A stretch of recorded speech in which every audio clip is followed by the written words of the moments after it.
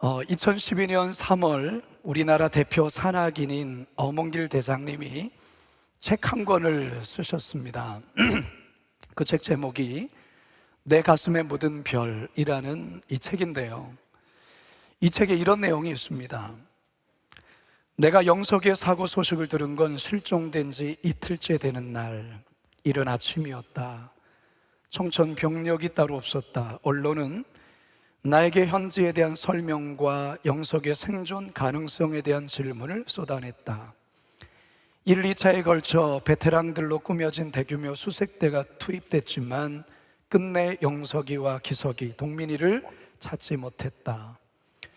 히말라야 16좌를 완등하기까지 나는 소중한 사람들을 많이 잃었다. 이름만 되뇌어도 가슴이 미어지는 술딤 도르지, 박병태, 나티, 지현호, 카미도르지, 한도규, 현명균, 다와 마타망, 박주훈, 황선덕, 박영석, 박무택, 고미영. 모두 내겐 무엇과도 바꿀 수 없는 소중한 사람들이다. 히말라야 16좌를 완등하기까지 겪었던 수많은 사건, 거기에 함께했던 소중한 사람들, 그들과의 어떤 우정, 그리고 안타깝게 그들을 떠나보내야 했던 어떤 슬픔, 바로 그런 내용이 이 책에 고스란히 담겨져 있습니다.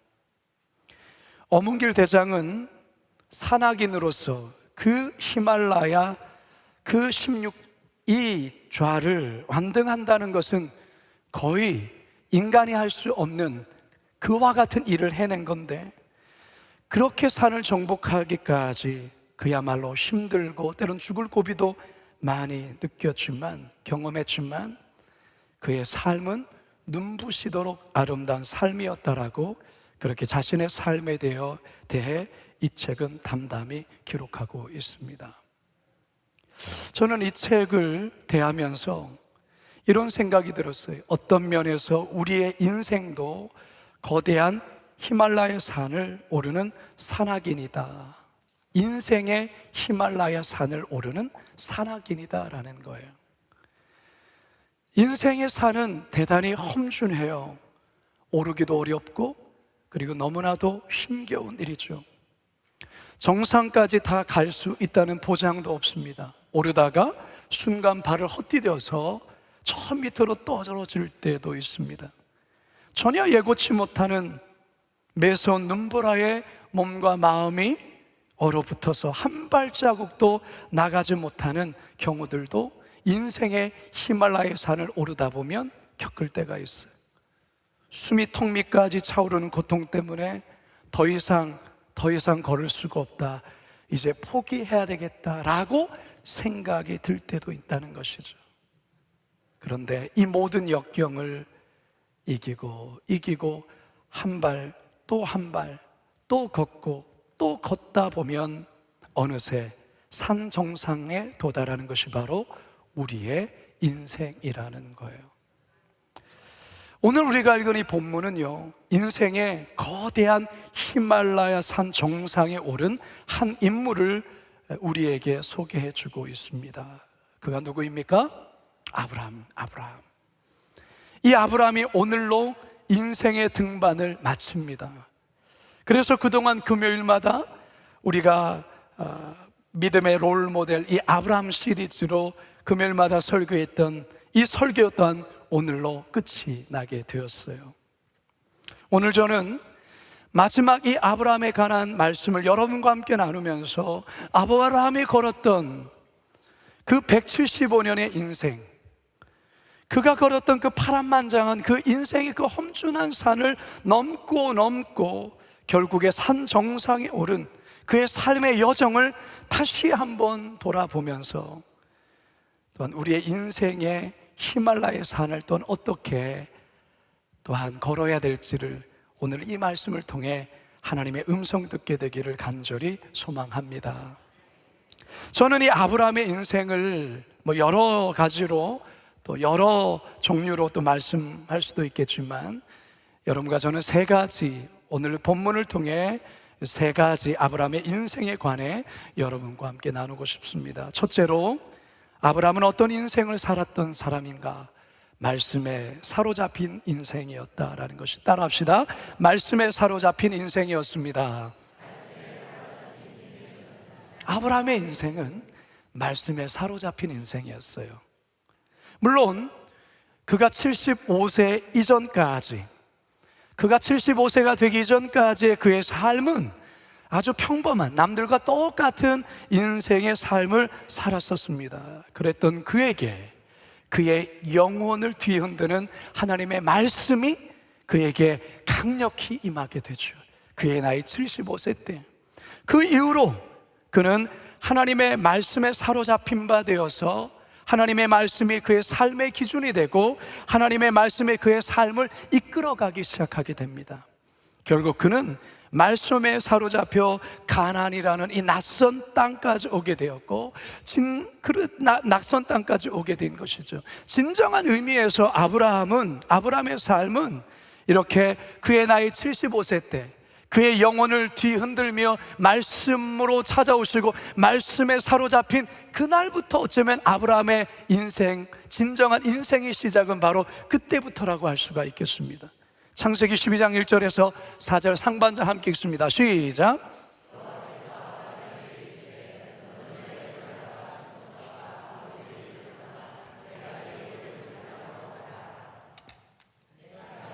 큰 민족을 이루고 내게 복을 주어 내 이름을 창대하게 하리니 너는 복이 될지라.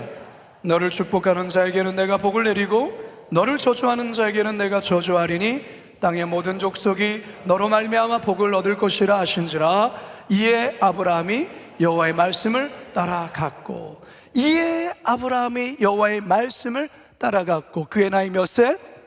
75세 때. 성도 여러분, 우리의 인생이 시계추와 같이 그저 왔다 갔다 하는 인생으로 우리의 인생은 끝날 수 있어요. 남이 학교 가니까 나도 학교 가고, 남이 직장 가니까 나도 직장 가고, 남이 교회 가니까 나도 교회 가고, 남이 이것 하니까 나도 이것 하고, 남이 저것 하니까 나도 저거 하고, 시계추와 같이 왔다 갔다 그렇게 살아가는 삶 말이죠. 그런데요, 우리들이 그런 인생을 우리들도 살았어요. 그런데 우리의 인생의 진정한 새로운 삶의 시작이 언제부터 시작되었을까요? 그것은 바로 하나님의 말씀이 내 영혼을 흔들었던 그날부터예요. 하나님의 말씀이 내 영혼에 커다란 울림으로 처음 다가왔던 그날, 여러분들에게 그런 날이 있습니까? 그냥 평범한 말씀이 아니죠. 살아 역사하는 하나님의 말씀이 내 심령에 울림으로 다가오는 것입니다. 아니, 말씀이신 하나님 그분이 나에게 찾아오셨어요. 그때부터 내 인생은 달라지는 거예요. 내 인생에 내가 나를 바라보는 그 시각도 달라지고, 세상을 바라보는 시각도 달라지고, 내 인생의 목표도 방향도 꿈도 달라지게 되는 것입니다. 언제부터요? 하나님의 말씀이 내게 임하신 그날부터라는 것이죠. 교회를 다니고 안 다니고의 말씀이 아닙니다. 교회를 다닐지라도 시계추와 같은 인생을 살아갈 수 있어요. 왔다 갔다 하는 인생. 하나님의 말씀이 나를 사로잡은 그날, 그 순간부터 아브라함의 인생이 새롭게 출발했던 것처럼 우리 인생도 새롭게 출발하게 되는 거예요. 내 영혼이 그때부터 주의 말씀이 선명히 들리는 것이죠. 그저 성경에 있는 활자의 말씀이 아니라 이 말씀이 오늘을 살아가는 나에게 하나님의 살아계신 음성으로 들리기 시작하는 것이죠. 선명한 주의 음성 말이죠. 우리 안에 주의 음성을 따라 살아가고 싶은 열망이 우리 안에 일어나는 것입니다. 이게 바로 하나님의 말씀에 사로잡힌 자의 모습이라 할 수 있는 거예요. 사실 어떻게 내 삶이 주의 말씀에 사로잡혔는지 그걸 논리적으로 한번 설명해보라. 이게 잘 설명이 되지가 않아요. 근데 뭔가 달라졌어요. 전에 교회를 다녔던 그 느낌이 아니에요. 그 전에 들었던 하나님의 말씀에 대한 나의 태도가 아니에요. 그냥 하나님 말씀이 오셨어요. 어떻게 설명하기가 쉽지 않아요. 그런데 그냥 눈물이 나요. 그냥 말씀 앞에서 내 마음이 녹아져요. 그래, 하나님을 사랑하고 싶고 하나님의 말씀에 따라 순종하고 싶은 거죠. 아브라함이 바로 그의 나이 75세 때 바로 그의 인생이 그렇게 시작된 거예요. 하나님의 말씀이 내 심령을 뚫고 들어온 그날. 사랑 여러분, 여러분 삶에도 이런 역사가 있기를 축복합니다. 아마 그것을 경험하신 분들이 오늘 이 자리에 앉았을 거라 생각을 합니다만, 혹여나 아직 여러분 삶에 이런 경험이 없다면 오늘 이 밤이 그런 역사가 있는 하나님의 말씀에 사로잡히는 밤이 되기를 주님으로 축복합니다. 사람들은 저마다 무언가에 사로잡혀 살아가요. 어떤 이들은 돈에 사로잡혀 살아가기도 해요. 어떤 이들은 세상의 어떤 권력, 명예에 사로잡혀 살기도 합니다. 어떤 이들은 쾌락, 세상의 어떤 즐거움, 거기에 사로잡혀 살아가요. 세상 사람들이 금요일을 참 좋아하죠. 금요일 밤을 좋아합니다. 그래서 금요일 밤을 뭐라고 말합니까? 불금, 불타는 금요일이라는 말이죠. 여러분, 우리들에게도 금요일은 불금입니다. 어떤 의미에서 불금입니까? 성령의 불타는 금요일 밤이다, 그 말이. 할렐루야. 어떤 이들은 성공에 사로잡혀 살아가기도 하죠. 사도 바울은 종교적인 자기 열심에 사로잡혀 살아갔어요. 그랬던 그가 다메섹에서 예수 그리스도를 만난 이후 그는 예수 그리스도의 복음, 말씀에 사로잡힌 그런 인생으로 살게 됩니다. 할렐루야. 빌립보서 3장 12절에 14절은 그는 이렇게 말하죠. 함께 읽습니다. 시작. 내가 이미 얻었다 함도 아니요 온전히 이루었다 함도 아니라 오직 내가 그리스도 예수께 잡힌 바 된 그것을 잡으려고 달려가노라. 형제들아, 나는 아직 내가 잡은 줄로 여기지 아니하고 오직 한 일, 즉 뒤에 있는 것은 잊어버리고 앞에 있는 것을 잡으려고 표대를 향하여 그리스도 예수 안에서 하나님이 위에서 부르신 부름의 상을 위하여 달려가노라. 할렐루야.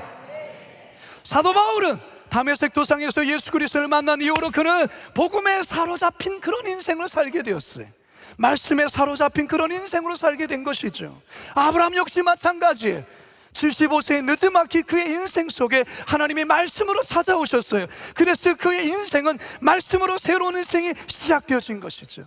그랬던 그는 175세에 그의 인생은 마치게 됩니다. 그게 오늘 우리에게 오늘 본문 속에 나오게 되죠. 7절과 8절을 함께 읽어봅니다. 시작. 아브라함의 향년이 175세라 그의 나이가 높고 늙어서 기운이 다하여 죽어 자기 열조에게로 돌아가매.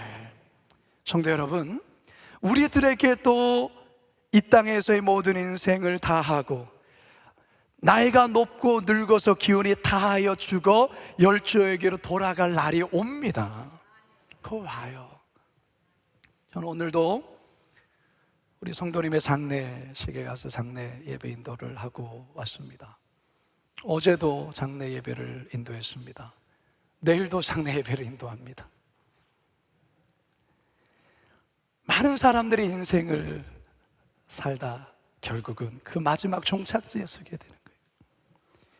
무엇에 사로잡혀 살아야 되는가? 무엇을 위해 살아야 되는가? 오늘 우리는 이 아브라함을 통하여서 우리가 다시 한번 마음에 결단해야 될 것은 무엇입니까?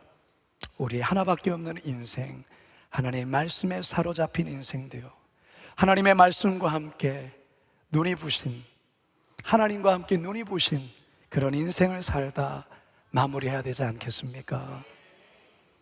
바라기는 정말 하나님의 말씀에 사로잡힌 그런 삶을 사시다 주 앞에 쓸 수 있는 저와 여러분 모두가 되시길 주님의 이름으로 축원합니다. 두 번째 한번 따라해 볼까요? 연약함을 잘 극복한 인생이었습니다. 성경에 나오는 인물들이 다 완벽한 인물들은 하나도 없습니다. 모두가 한두 가지의 허물과 실수와 연약함을 다 가지고 있어요.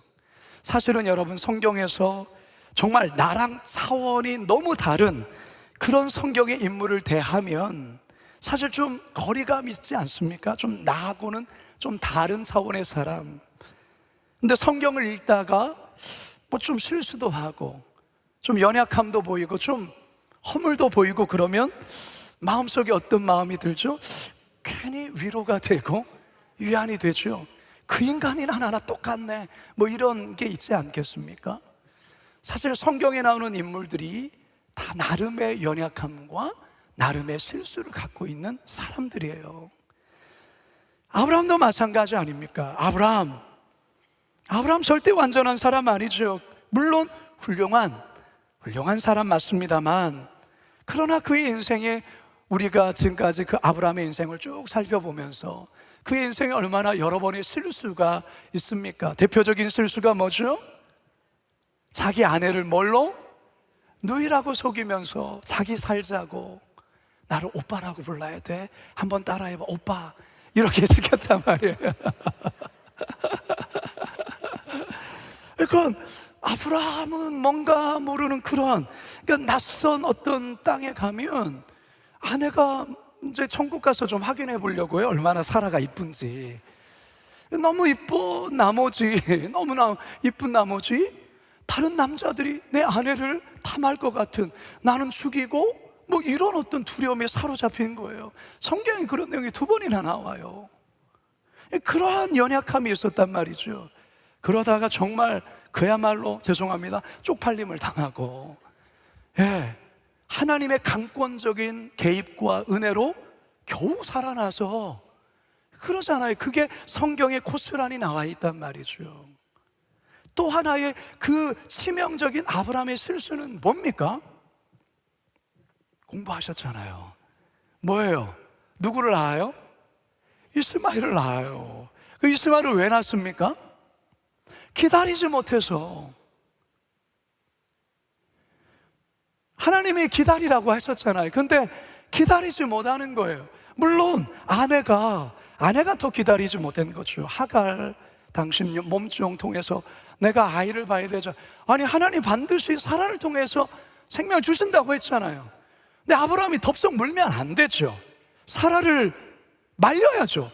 여보, 무슨 말이야, 우리 끝까지 여기까지 잘 참고 인내했으니 우리 조금만 더 좀 기다립시다, 이렇게 말해야 되잖아요. 성경에 아무 말이 없었더라. 그리고 덥석 무는, 그래서 이스마엘을 낳은 것 아니겠어요? 아브라함의 인생에도 사실은 지워버리고 싶은 그의 인생에 실수들이 있단 말이죠. 다윗은 없습니까? 다윗의 인생에 가장 자신의 인생에서 지워버리고 싶은 게 뭡니까? 충신 우리아를, 그 우리아의 아내 밧세바를 범한 사건 아니겠어요? 그것을 은폐하기 위해서, 그걸 정말로 덮기 위해서 그의 충신 우리아를, 요압에게 편지를 써서 전쟁이 치열한 곳에 그 충신 우리아를 놓고 니들은 뒤로 빠져라, 그래서 그게 죽게 만들었죠. 이게 다윗이란 말이죠. 우리의 성경에서에 나타나는 수많은 참 믿음의 성도들, 믿음의 좋은 인물들, 믿음의 선조들, 그러나 그들 나름대로의 연약함과 실수가 있었다라는 것이죠. 그런데요, 이런 사람들 안에 특별히 그럼에도 불구하고 하나님 앞에 쓰임받은 사람의 공통점은 뭐냐면, 그들이 연약해서 넘어지기도 했지만, 실수하기도 했지만 다시 일어섰다라는 거예요. 할렐루야. 이게 중요한 거예요. 이게 중요한 거예요. 우리가 실수해서 넘어질 수 있어요. 그러나 다시 일어서야 되는 거예요. 다윗은 피눈물 나는 후회와 회개 가운데 다시 그 모든 것을 털고 일어났어요. 아브라함 또한도 분명히 잘못했지만 다시 털고 일어났단 말이죠. 성도는 바로 이겁니다. 우리의 인생의 히말라야 산을 오르는 과정에서 구르기도 하고 넘어지기도 하고, 여기가 아닌가비요, 이렇게 엉뚱한 데 와서 헤맬 수도 있어요. 그러나 다시 일어서서 걸어가야 되는 것 아니겠습니까? 어느 누가 인생에서 실수하는 인생을 살고 싶은 사람이 어디 있겠어요? 어느 누가 넘어지고 자빠지는 그런 인생 살고 싶은 사람이 어디 있겠습니까? 하지만 살다 보면 연약해서 넘어지고 쓰러지고 황당한 실수를 저지를 때가 있다는 것이죠. 이럴 때 우리가 어떻게 해야 되는가? 자신의 연약함과 실수를 인정하고, 중요한 것은 인정하고 십자가 앞에 다시 나가는 거예요. 이게 중요한 거예요, 여러분. 목사라고 완벽한 목사가 어디 있겠어요? 선교사라고 완전한 선교사가 어디 있겠습니까? 우리 다 마찬가지잖아요. 우리 가운데 흉어물이 없는 사람이 어디 있겠습니까? 그럼에도 불구하고 우리가 여기까지 올 수 있는 이유는 뭡니까? 첫째, 하나님의 절대적인 은혜. 믿으십니까? 하나님의 은혜로 여러분 여기까지 왔어요. 만약에 여러분들이 그 실수, 연약함 그런 거 있을 때마다 하늘에서 벼락 떨어진다면 여기 남아있을 수는 아무도 없을 거예요. 그럼에도 불구하고 하나님께서 우리를 은혜로 덮으시고 용납하시고 인정하심으로 우리가 이 자리까지 온 줄로 믿으시기 바라요. 또한 누군가의 용납, 누군가의 용서, 누군가의 관대, 누군가의 은혜가 있기에 여러분들이 여기에 있는 거예요. 따라서 여러분, 우리의 연약함과 실수를 인정하고 십자가 앞에 다시 나아가 일어서는 거예요. 일어서는 거예요. 제가 요 근래에 마음이 아프신 분들을 좀 이렇게 대하게 되었고 좀 기도하는 시간이 있었어요. 이따가 우리 함께 기도할 좀 제목이기도 한데 한번 여러분과 나눴던 것 같습니다. 저희 교회 새 가족 한 분이 오셨어요. 등록을 하셨는데 이 새 가족 분이 좀 장애를 입고 있어요. 남자분인데 이분이 첫 등록하신 날 저를 찾아오셨어요. 그리고 저 앞에서 오열하듯이 우시더라고요. 왜 우셔요? 자기 아내가 시한부 인생을 살고 있대요. 나이가 많지 않아요. 암 말기라는 거예요. 본인은 2002년도에 산재 이렇게 일하다가 다친 거예요. 이렇게 절러요. 이렇게 지팡이를 짚어요. 이분도 나이가 많은 분이 아니에요. 아내가 암 말기라는 거예요. 목사님, 저희 아내를 위해서 기도해 줄 수 있습니까? 그래서 이번 주에 저를 찾아왔어요. 오시라고 왔어요. 아내하고. 아내 되신 분이 믿음이 참 좋으시더라고요. 남편은 사실 지금까지 한 번도 스스로를 교회를 나가본 적이 없대요. 아내 때문에 어쩔 수 없이 끌려서 왔었대. 그런데 우리 교회 그날 새가족 등록하신 그날은 스스로가 온 거예요. 그리고 스스로가 저에게 기도를 부탁한 거예요. 제 아내를 위해서 기도해 줄 수 있습니까, 목사님? 그래서 이번 주에 왔어요. 목양실 옆에서 쭉 이야기를 듣는데 참 이 아내의 믿음이 너무 예뻐요. 사실은 정말 이제 암 다 많이 퍼져 있거든요. 젊으신 분이시더라고요.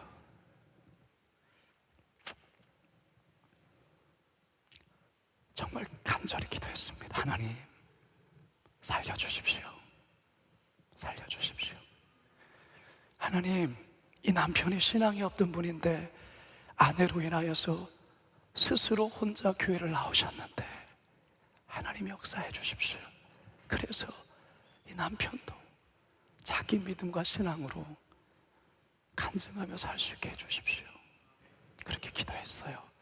그리고 제가 약속했어요. 금요일 날 같이 우리 성도들하고 기도하겠노라고. 혹시 지금 여기 왔는지 모르겠어요. 좀 전에도 한 분을 기도해드렸어요. 마음이 아프신 분이에요. 마음이 아프신 분. 마음이 아프신 분. 사랑하는 여러분, 누가 아프고 싶어서 아픈 사람이 어디 있어요? 누가 아프고 싶은 사람이 어디 있어요?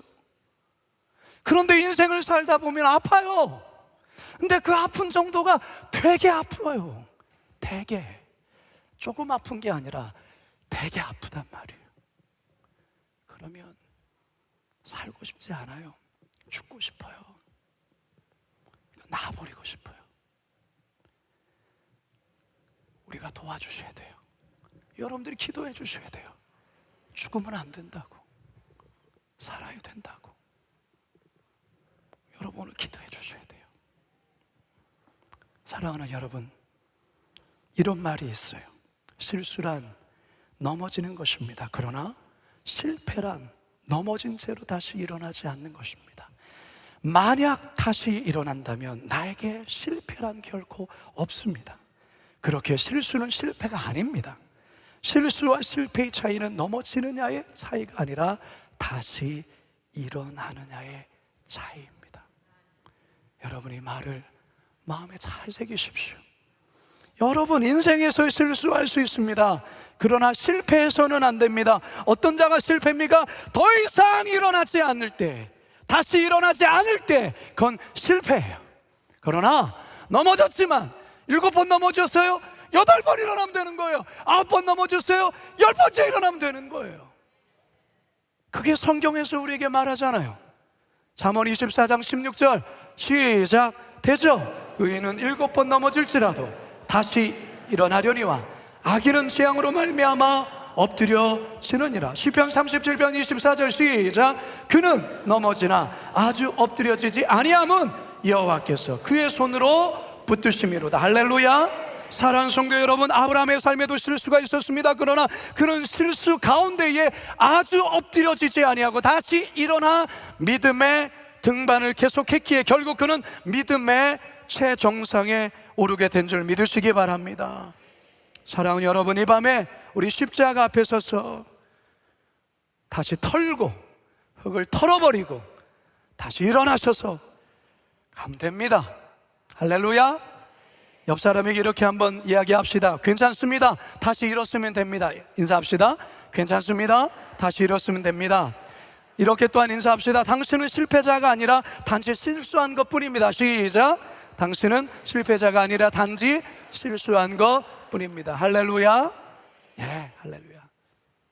마지막 세 번째, 아브라함의 인생은 어떤 인생을 살았는가 한번 따라합시다. 끝까지 달린 인생이었습니다. 저는 IBF라는 선교단체에서 우리 신학생들을 제자훈련하는 일들을 했습니다. 캠퍼스에서 우리 학생들을 그렇게 가르치고 또 제자훈련하고 그랬습니다. 근데 지금 학교마다 사실은 선교단체가 많이 이렇게 영향력이 많이 줄어들었습니다. 많이 줄어들었어요. 저희 IBF도 예전 같지 않고요. 저희 또 예수원도단 예전 같지가 않아요. 그런데 여전히 그 선교단체가 굉장히 역동성 있게 하는 그 대학 선교단체 중에 하나가 CCC입니다. CCC. 근데 여러분, CCC를 시작하신 한국 대학생 선교회를 창설하신 분이 누군지 아십니까? 김중곤 목사님이라는 분이세요. 이분이 얼마나 대단한 한국 교회사의 큰 별이라 할 수 있는 분이세요. 근데 이분이 2009년 9월 29일에 하나님의 부름을 받게 되는데요. 이분이 CCC라 한국 대학생 선교회를 창설하셨고 한국교회 부흥의 도화선이라 할 수 있는 1974년 74 엑스플로 74 아세요? 엑스플로 74 때 계셨던 분 손 들어보세요. 여기 별로 없군요. 예. 우리나라의 부흥의 물꼬를 텄던 엄청난, 혹시 빌리 그레이엄 목사님 계실 때에 여의도 거기 가셨던 분 계세요? 혹시 계시는군요. 그 엄청난 걸 경험하셨어요? 그때에 아무튼 그 해에 이 한국의 엄청난 부흥을 이끌었던 그 한 사람 중에 한 분이 바로 김중곤 목사님이에요. 네, 여러분, 저는 이분의 삶에 대한 이야기를 듣고 깜짝 놀랐어요. 이분이 얼마나 인생에 고난이 많았느냐면 그분이 회고록에 그는 이런 이야기를 썼어요. 나는 어머니와 사랑하는 세 형들이 차례로 급사하는 것을 보았습니다. 6.25 때는 아버지와 가족들이 공산당에게 학살당하는 것을 목격했습니다. 어린 시절에 동생이 불놀이를 하다가 불에 타 죽는 슬픔을 체험했습니다. 또 다른 동생 하나는 집 근처 벌목장에 놀다가 나무에 치여 깔려 죽는 것을 보았습니다. 몇 년 전에는 고등학교 교감으로 봉직하던 착하디 착한 동생이 간암으로 죽는 아픔을 겪었습니다. 그런 일이 있은 지 1년 후에는 내 딸이 위암으로 고통을 겪다가 어린 두 딸을 부탁한다는 말을 남기고 죽는 참혹한 비극을 당했습니다. 그 다음에는 동생과 재수가 죽고 막내 동생은 강경화라 시한부 인생을 살고 있습니다. 고아원을 차려야 할 정도로 모두의 자녀들을 맡기고 떠났습니다. 정직하게 고백하자면 나는 하나의 얼굴로는 웃고 다른 얼굴로는 웁니다. 내 영은 주님을 찬양하고 기뻐하고 감사하며 깊은 곳에서 샘물같이 환희가 솟습니다. 그러나 다른 마음의 하늘에서는 비가 끊임없이 내리고 있습니다. 옆을 보면 정신 착락증에 걸릴 것 같고 위를 보면 현기증이 납니다. 내 안을 들여다보면 죄와 추한 것이 있고 과거는 회한과 슬픔뿐이고 미래는 안개처럼 불확실하고 불안합니다. 그러나 나는 주님만 바라봅니다. 한 발짝, 한 호흡 주님을 사랑하며 창세기 첫날처럼 날마다 영원한 첫사랑으로 살아가고 있는 것입니다. 저는 이 목사님의 이 회고록을 보면서 한국의 성자라고 말하는 이분, 저는 굉장히 큰 충격을 받았어요. 첫째는 이런 아픈 가족사를 갖고 있었나, 거기 충격이고, 두 번째는 어떻게 민족의 복음화를 위해 이토록 헌신하신 목사님께 이런 고난이 연세적으로 있을 수 있을까? 그게 저에겐 충격이었어요. 그런데 더 놀라운 것은 뭔지 아십니까? 이런 상황에서도 하나님을 원망하기보단 하나님을 분노하며 폐인처럼 살아가는 인생이 아니라 묵묵히 그런 삶을 살아내었다라는 것이죠. 하나님만을 바라보며 그는 복음의 삶을 민족의 복음화를 위하여 그는 묵묵히 오르고 또 올라서 그런 인생의 마지막 정상에 도달했다라는 것이죠. 성도 여러분, 중요한 것이 있습니다. 그것은 무엇입니까? 포기하지 않는 것입니다. 포기하지 아니하고 끝까지 달리는 것입니다. 여러분, 1등이 굳이 되지 않아도 됩니다. 그리고 넘어질 수도 있습니다. 넘어져도 괜찮습니다. 다시 일어서서 다시 뛰는 것이 중요합니다. 아브라함의 믿음의 여정에 그랬습니다. 그에게도 포기하고 싶었던 순간 너무 많았고, 내려놓고 싶은 순간도 너무 많았고, 자신의 연약함에 실수로 이스마엘을 낳기도 하였고, 하지만 그가 이 땅에서 살았던 175년의 세월에 그 인생의 마지막 끝에는 그는 인생의 히말라야 산 정상에 오르며 그의 삶은 마치고 있다는 것입니다. 비록 힘든 삶이었지만, 어려운 삶이었지만 눈이 부시도록 아름다운 찬란한 인생을 아브라함은 산 것입니다. 성도 여러분, 이제 저는 말씀을 마치려 하는데요, 우리의 인생이 어찌 말처럼 눈이 부시도록 찬란한 인생만 있겠어요? 오늘 이 자리에 기도하러 오신 여러분들, 내일 또 그 돈을 어떻게 막아야 되는가? 여전히 집안에서 사람을 만나기를 거부하는 그 아들의 모습을 여전히 보면서 이 자리에 나오신 분도 있을 거예요. 여전히 인생에서의 큰 슬픔 앞에서 도무지 헤어나오지 못하는 자식 때문에 이 자리에 오기 전에 통곡하고 오신 분도 있을 거예요. 그러나 여러분, 하나님이 무엇으로 우리를, 너의 인생은 참 찬란했다, 눈이 부시도록 참 아름다웠다라고 무엇으로 우리를 평가하실까요? 너 정말 부자로 잘 살았어, 너 정말 이런 업적 정말 굿이야, 그래서 너의 삶은 눈부시도록 아름답고 찬란해, 이걸까요? 아니에요. 김준곤 목사님의 삶이 어찌 보면 세상적인 눈으로 보면 어떻게 이런 비극적인 인생을 살 수 있습니까? 솔직히 저희 가정도 그래요. 저희 가정에도 많은 아픔이 있었어요. 그러나 하나님을 바라보며 묵묵히 그 길을 걸어온 삶이 눈이 부시도록 아름답고 찬란한 인생이 되는 거예요. 사랑하는 여러분, 이제 아브라함의 인생은 끝이 나지만, 아브라함의 인생은 마무리가 되지만, 이제 우리가 이 세상을 살아가야 하는 거예요. 우리에게 주어진 인생의 히말라야 산을 올라야 하는 거예요. 언제까지 오를지 우리는 몰라요. 그러나 분명한 것은 우리의 인생이 마지막 그 순간이 온단 말이죠.